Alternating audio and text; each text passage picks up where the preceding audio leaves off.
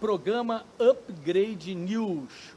Hoje tenho o prazer de entrevistar o Dr. Luiz Felipe Roque, professor do curso MBA em Gestão e Marketing de Empresas aqui da Faculdade Gama e Souza.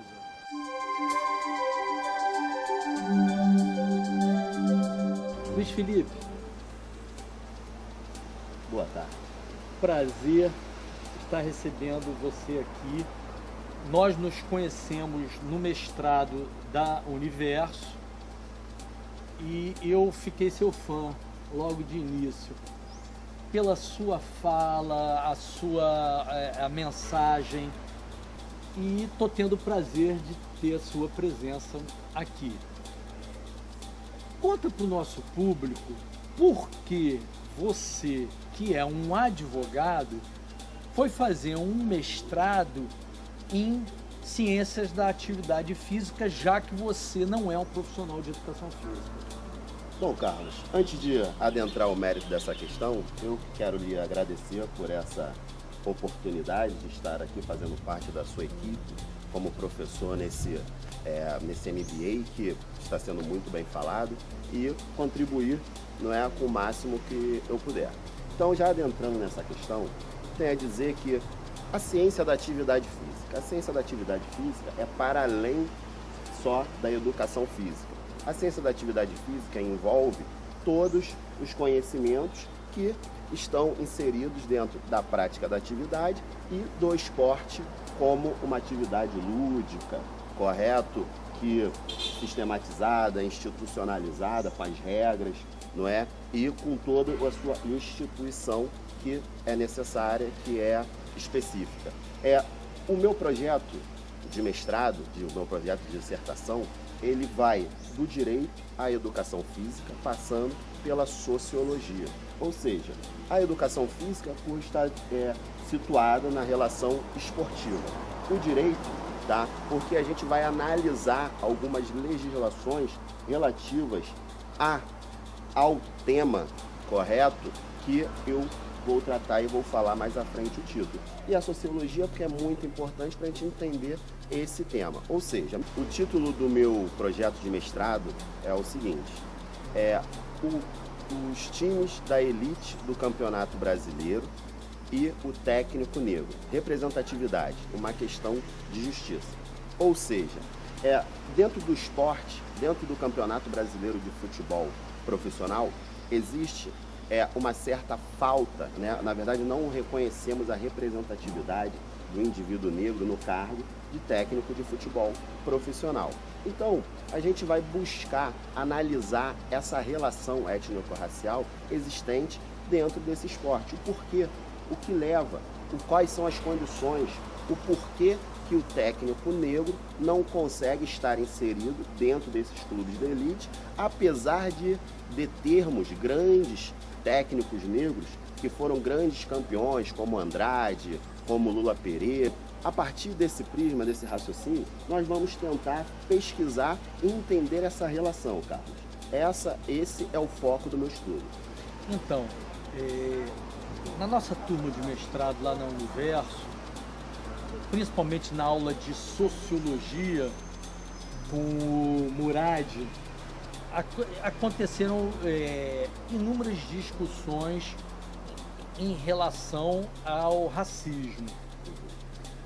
Nós temos uma colega, Kátia Malaquias, e você, que advogam muito sobre esse assunto. Eu queria que você discorresse um pouco sobre esse problema do racismo aqui no Brasil, porque a sua ótica me encantou e eu acho que os nossos ouvintes vão gostar dessa sua posição. Pois bem, Carlos, o que a gente tem a dizer? Que é muito difícil se falar em racismo no Brasil, tendo em vista o mito da democracia racial que se dissipou, na verdade, que tenta se eternizar na nossa sociedade, apesar de vermos todos os dias, diariamente, quase que diuturnamente, essas relações raciais conflitantes, e as relações sociais que delas se desenvolvem.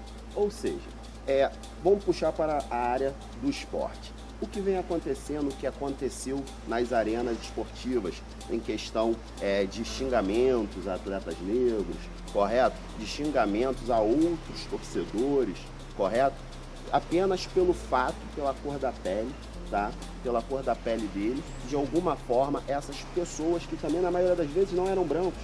Nós vimos naquela relação conflituosa do goleiro Aranha, onde tinha outros negros chamando ele também de macaco, de crioulo, de outros xingamentos racistas. Mas que coisa, né? Que coisa, mas o que isso significa? Significa que um pensamento dominante, ele transborda a esfera de uma determinada raça. Eu não gosto de usar raça, porque raça é um pouco desqualificante, correto? Que todos a raça para nós é a raça humana. Mas dentro desse prisma dentro desse prisma de discussão, a raça que a gente vem dizendo, seja branca ou negra, correto? Então esse fato ultrapassa o indivíduo, não é, de raça branca e acaba atingindo também o de raça negra, por não se reconhecer, não é, enquanto negro, ou por também, Carlos, isso é engraçado, o efeito manada, já ouviu falar do efeito manada? O efeito manada é quando quando um grupo, não é, os indivíduos de um grupo vão para um lado e todos aqueles indivíduos que ali dentro estão presentes, somente acompanham o grupo, sem pensar, correto? Então isso acontece muito diariamente na nossa sociedade, ou seja, tanto brancos ou negros que sem pensar reproduzem o racismo porque um grupo está levando ele a isso, que a sociedade de certa forma leva ele a isso. Não que nossa sociedade seja racista, correto? Mas existem a reprodução de instrumentos racistas que de certa forma colocam o negro em posição de desvantagem nas relações sociais. Dr. Roque, existe solução para esse grande problema? Assim, se você tivesse o poder na mão, qual é a sugestão que você daria, qual é o encaminhamento para a gente poder amenizar e melhorar esse problema do racismo aqui no Brasil? Bom, Carlos, não existe panaceia, não é verdade? Mas entendo eu que a educação é o melhor remédio. Educar as futuras gerações, correto? Com o prisma, né? Educar as futuras gerações com um enfoque no quê? Na aglutinação, na união de todas as raças que formam a nossa nação. Para só assim nós podermos caminhar em frente naquela nação que nós sonhamos, naquela sociedade de primeiro mundo que nós sonhamos. E educação é essencial.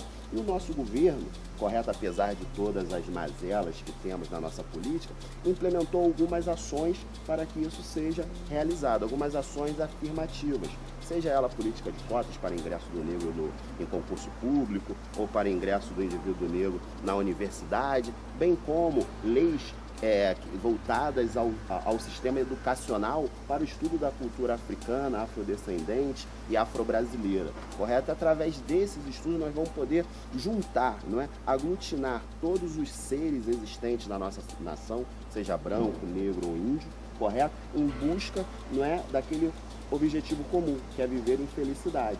Só a partir do momento e através da educação que nós nos olharmos e nos reconhecermos como irmãos, é que o racismo, de certa forma, ele vai morrer. Claro, o racismo é uma ideologia de mais de 500 anos, é uma ideia, e as ideias não morrem assim facilmente.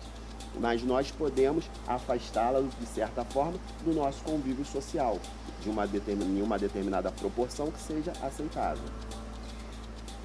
Dr. Roque, eu sei que você é um empresário, é empreendedor, você já atua numa empresa há cerca de 20 anos.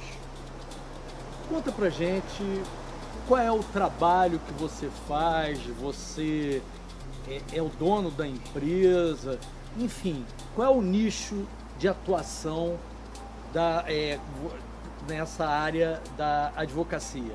Então, Carlos, eu atuo há muito tempo, há uns 20 anos, com a advocacia, mas não como advogado, porque eu ainda sou um pouco novo, né? Mas vou chegar lá há 20 anos como advogado. Mas meu pai é advogado desde 1978, então ele tem escritório desde essa época, e eu nasci praticamente dentro desse escritório. Então eu vivencio a advocacia desde os 16 anos, na verdade desde os 15 anos de idade.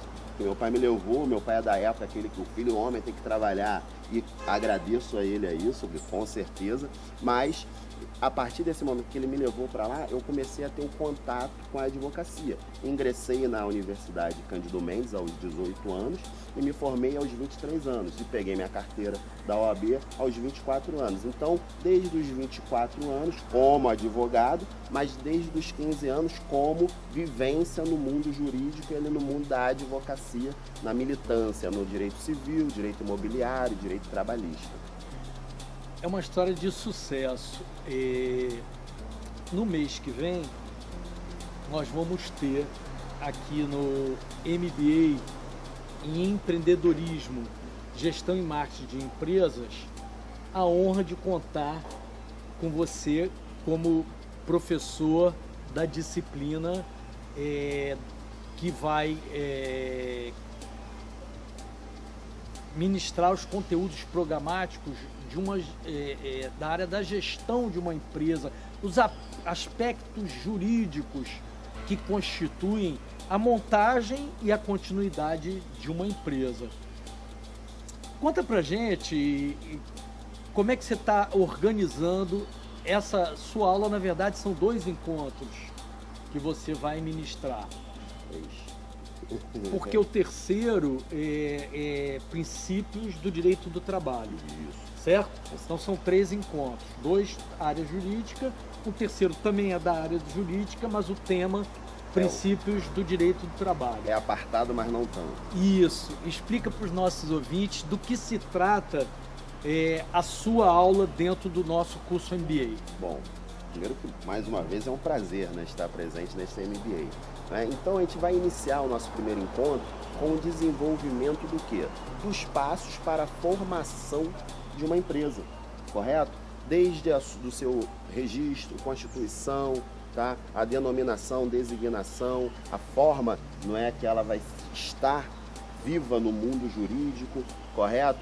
E vamos passar por patente, não é verdade? Por registro de nome, de marcas, não é? E chegaremos até os princípios do direito do trabalho, para que o gestor ele esteja atento a todas as relações trabalhistas que se desenvolvem no interior do seu estabelecimento, para que ele possa estar um pouco calçado, não é verdade, de algumas intempéries que podem surgir no seu caminho empresarial.